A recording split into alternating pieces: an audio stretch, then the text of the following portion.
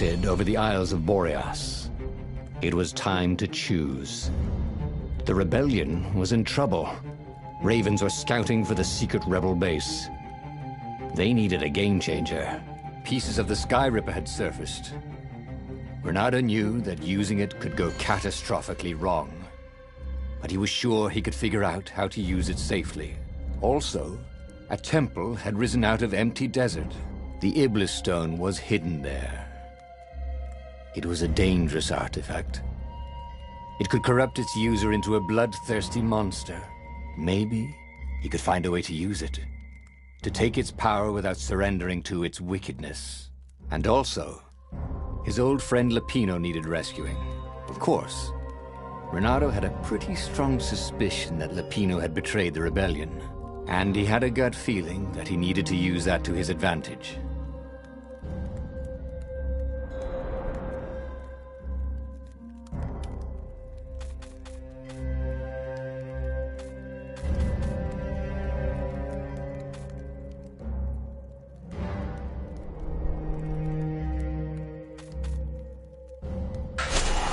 The island was windswept desert. No one went there except ostriches and ostrich hunters. The Iblis stone. It would whisper promises in his ear, offer him power.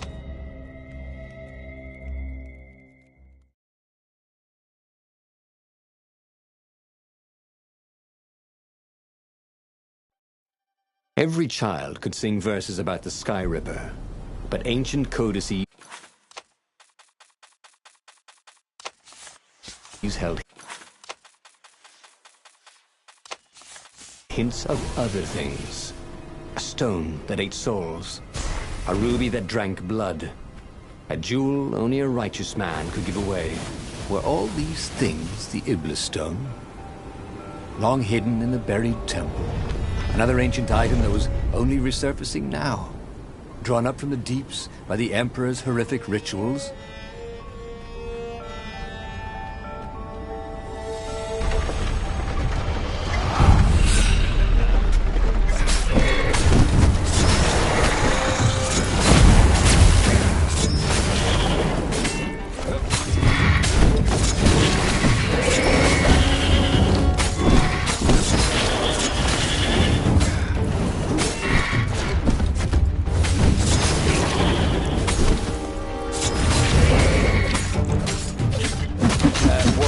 Personal space?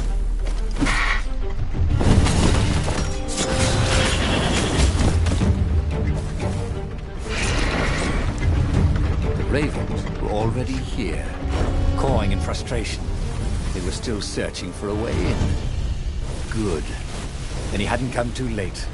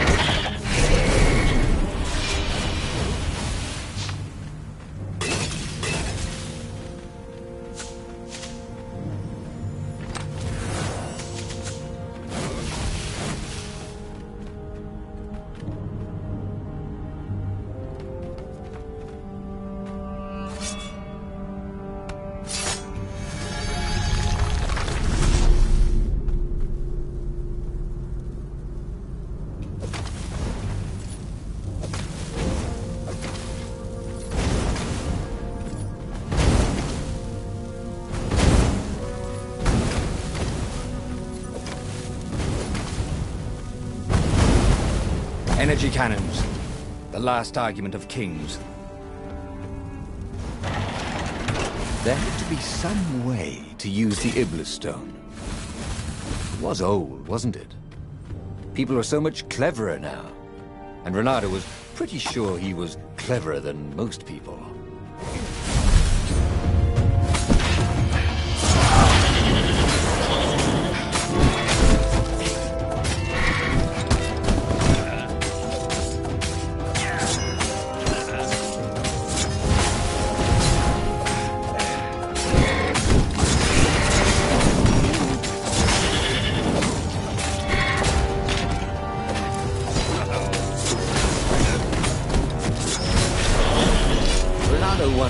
they'd learn to cook this way.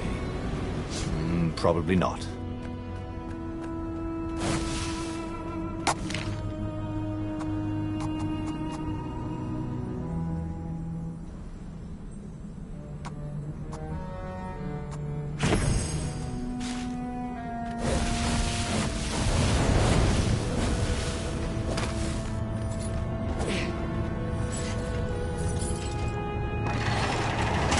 The Ravens at least could not get past this point.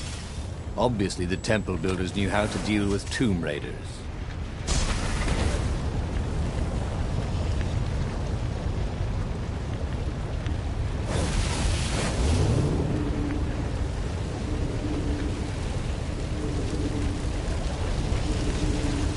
This wasn't actually such a hard puzzle, come to think of it.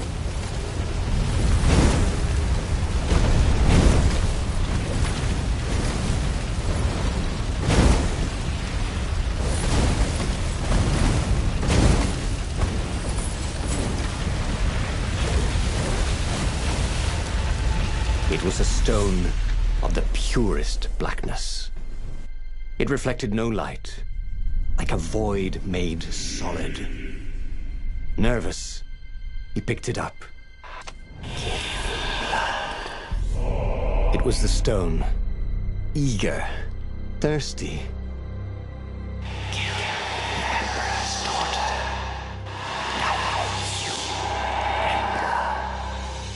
That seemed tempting and terribly wrong. Zenobia was the Emperor's greatest general and a potent witch. But they had been close once. And he had a sneaking suspicion the gem would try to control him. Why not capture the core of Skyripper instead? It was the eye of a lost god torn out by the Transcendent Emperor to power his greatest weapon. "It's the core," said the stone anxiously. But even though Renato knew how evil the gem was, he had a clever plan for dealing with it. Why was he listening to a talking rock? But the rock had a point. If the stone could truly turn him into a powerful warrior, he could defeat the Emperor with the very weapon the wicked old Toad had sought for himself. To be a hero, you had to sacrifice old friends sometimes. Especially when they've become enemies.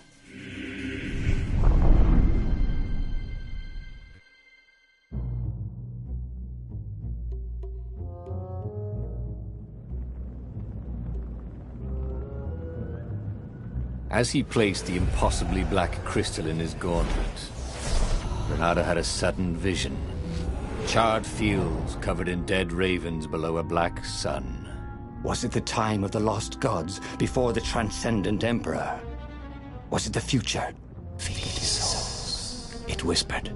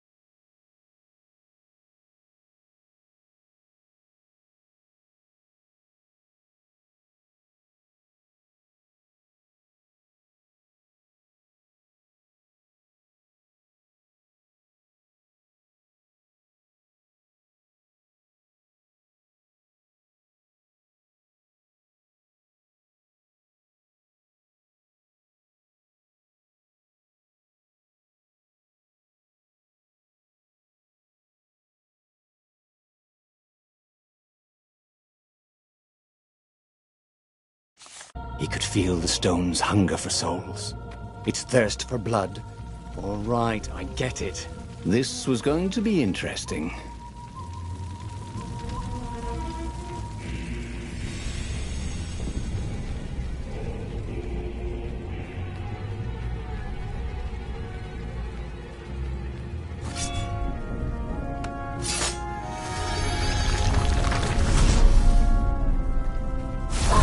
Long live the Emperor! Called the ravens.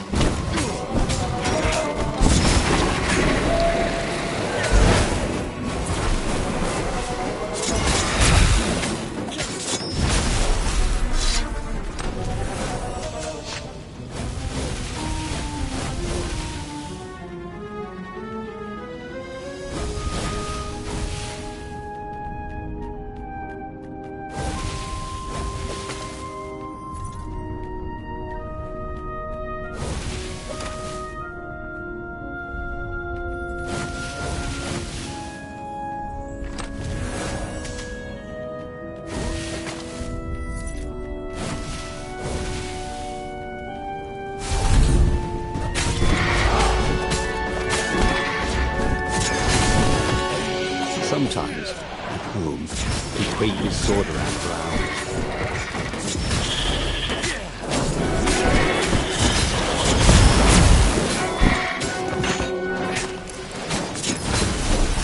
The ravens on Zenobia's island were no match for Reynardo. They screamed as the stones sucked out their souls. And with each death, he felt stronger. Take the power, the stone told him.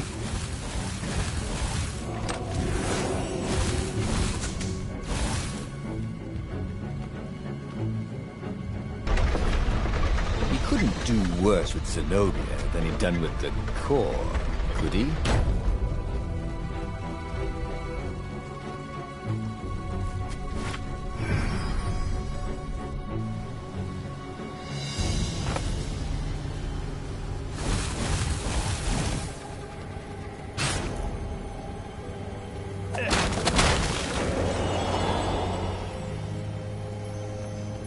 Give me a lever, said Archimedes, and I shall open a gate.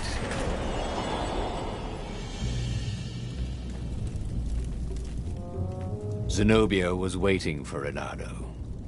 She was alone.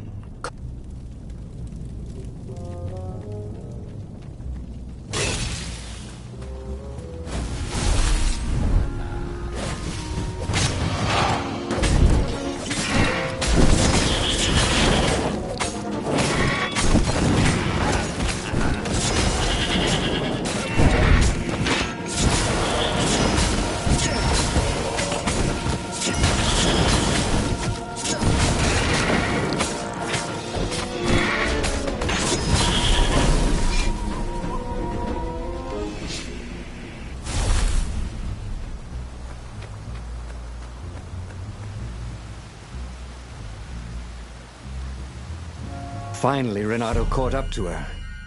He had never seen her scared before. At school, she'd been the determined, brave one. Now her eyes were wide, frightened. He didn't like seeing her this way. Kill her, whispered the stone. You cannot win your rebellion without it. Please. No, said Zenobia. Not that way. Oh, they had been so close once. Could he really feed her soul to his demonic gem? But if he spared her, he would not get the full power of the stone. Oh, how could he be the hero he wanted to be?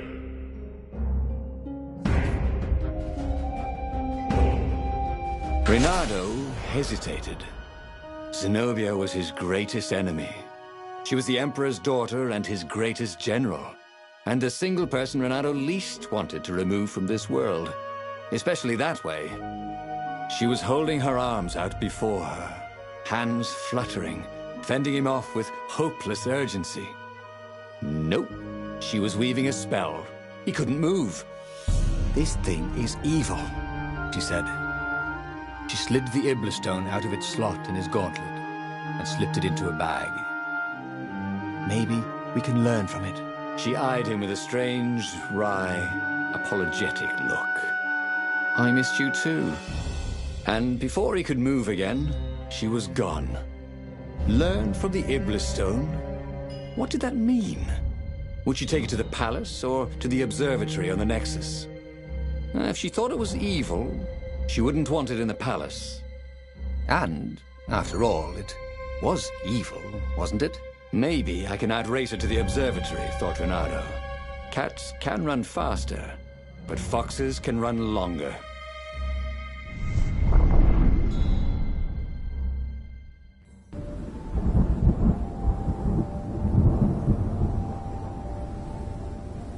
Renato felt a little sick.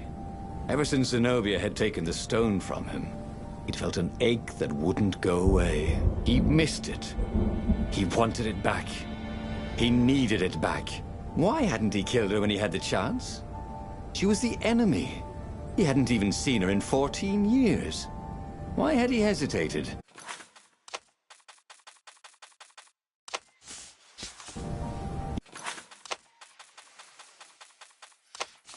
You're a sucker for an empowered woman. Renato kicked himself. Don't make that mistake again.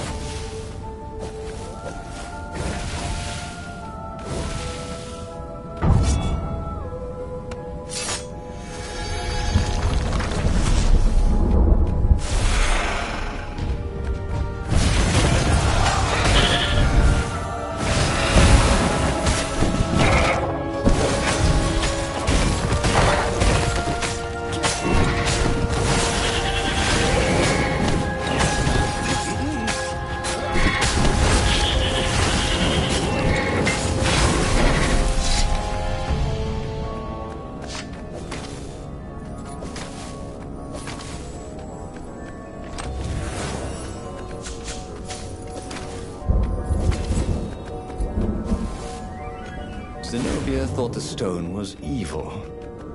Was it? Well, yes, but he still longed to have it back. He'd felt so good killing ravens with it, and yet he'd felt unclean ever since he'd touched it. She confused him. She'd made him want to be a better fox, and then she'd abandoned him, never telling him she was the Emperor's daughter, never contacting him since. Well, who was she to tell him the stone was evil?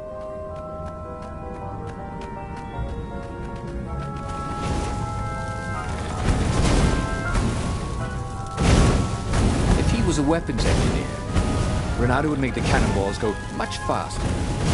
And fire randomly, obviously.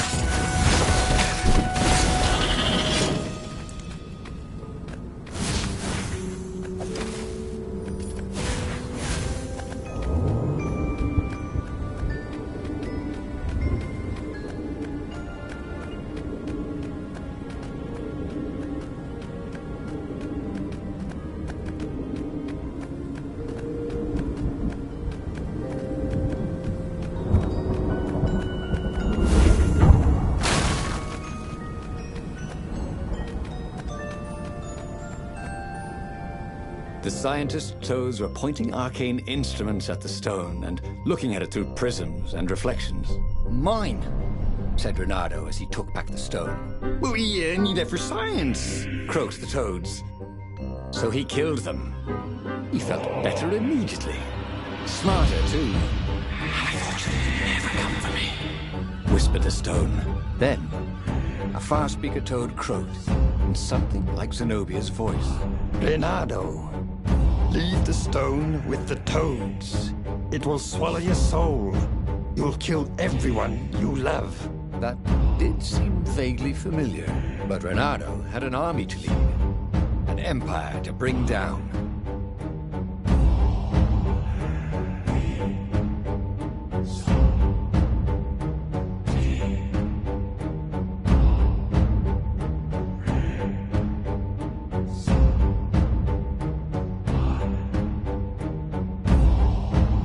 I know you can fight this thing. Zenobia continued in the far speaker's croak. You let me live. You know how evil it is. It will destroy you, Leonardo. It will destroy everything you love. He had tried to convince himself that this time he would control the Iblis stone. But he could feel his will becoming brittle. She was right. He would get rid of it. Right? Now. Or now. He didn't really want to. I know. I'll go to the mountains, Reynardo thought. I'll find the strength to do it in the peace and quiet there.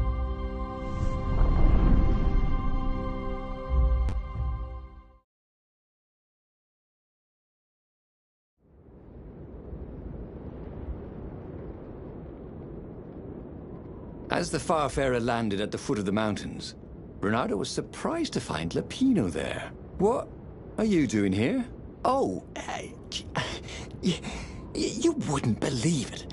I was stowed away on an Imperial courier ship, dressed up as a combat nurse carrying a general's beak transplant. This is not a great time, said Reynardo, who was pretty sure he did not, in fact, believe Lapino's story. That's when you need your friends, said Lapino. I just need some peace and quiet, said Reynardo, and grimly set out on the path.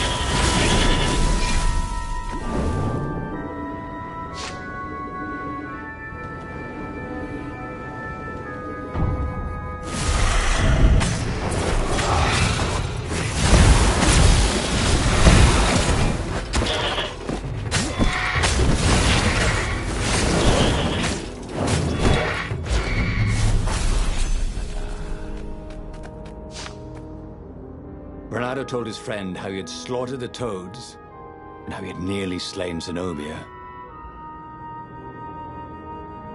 A terrible burden, this Iblis stone, sympathized the rabbit. Yeah, but I need it for the rebellion. Do you now?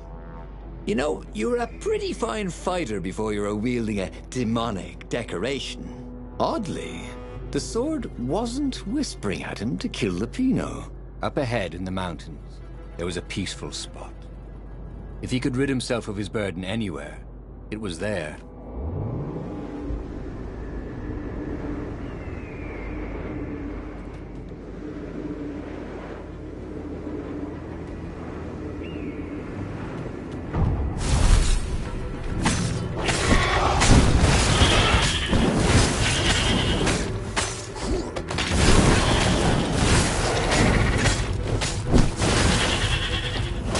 So close to you.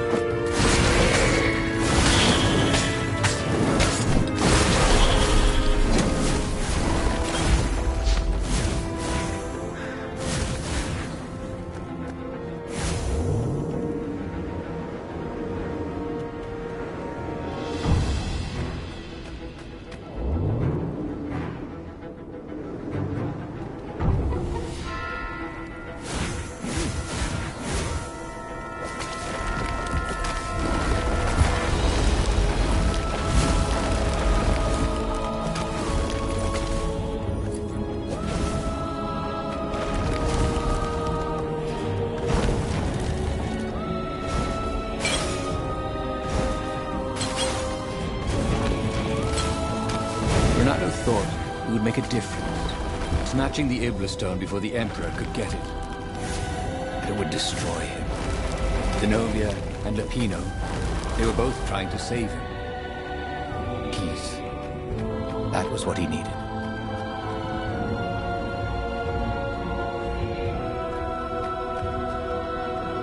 So much for peace and quiet. There was Lapino. Again. You're stronger than some dumb rock, Lapino said. let's just bury it, and no one will ever find it again. Renato could feel the spirit energy of all those dead ravens inside him, pecking away. The rabbit was right. Even if the rabbit was a traitor, he was still right. He tore the Iblastone from his gauntlet and threw it into the hole Lapino had dug. Stone was silent, probably sulking. Now whoop those Imperials, said Lapino. Aren't you coming? Ah, no, I can't come with you. It's my old injury, you know. Recently, it's been acting up terrible.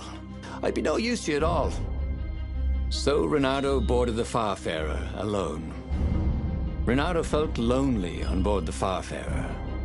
How could his old friend Lapino, miraculously escaped from the Empire, leave him to face the final battle alone?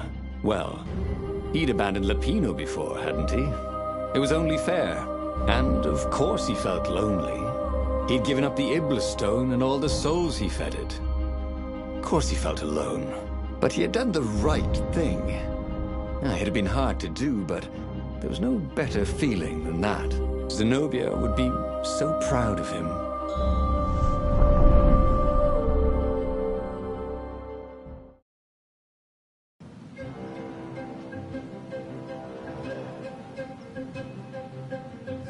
The battle, alas, was not going well. He no longer had the stone, and he'd never gotten the core. Lapino wasn't with him, and he was up against Zenobia, out there.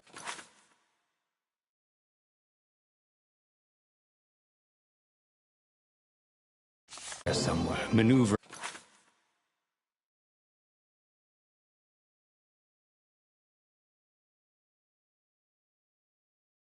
the Emperor's forces. The rebels had been outnumbered from the start, and he still had that aching longing for the stone. But that is what it means to be a hero. He would fight his way to Zenobia. He would show her what he was capable of. Just him, with no diabolic accoutrements. He would win, no matter the odds.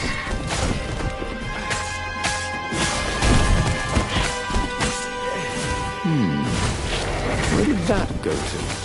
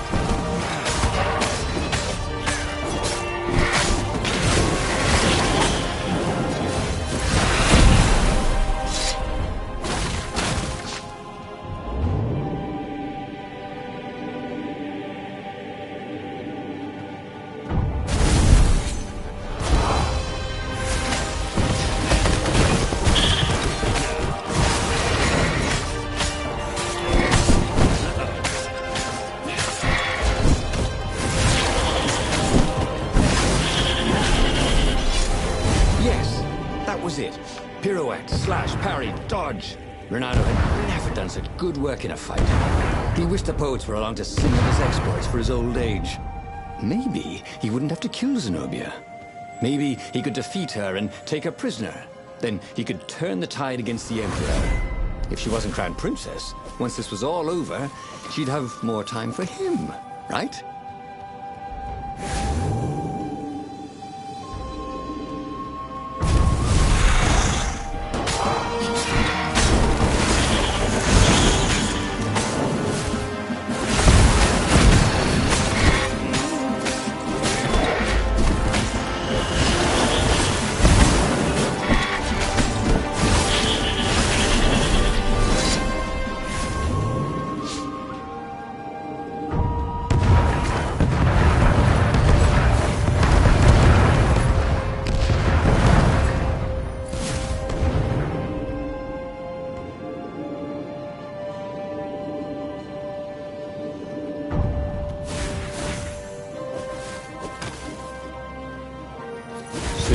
he'd confront the Emperor. Funny that this whole war had come about because the Emperor feared death. And now it was coming for him. There was some sort of lesson there, wasn't there?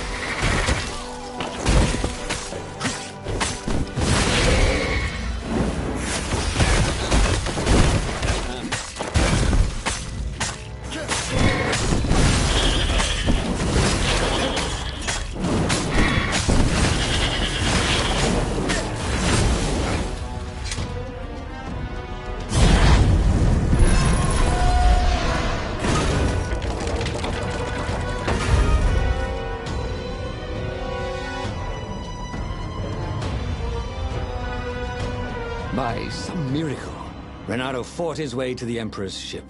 He was exhausted, bleeding, but he'd found the strength to reject the stone. Zenobia came out of the ship. "Renato!" she shouted, and then she fell down and died. Lapino was behind her, wielding a sword that seemed to suck all the light out of the sun. "You idiot! You threw the stone away!" cried Lapino. "You said it was evil." "It hates sanctimonious prigs like you," laughed Lapino. "We're having a grand old time." Renato turned and ran. But no matter where he ran, Lapino jumped in front of him until Renato was cornered. That boy could hop. "You wouldn't do this to an old friend, would you?" cried Renato. "You mean this?" said Lapino as he slid the sword into Renato's guts. "Damn it! Again!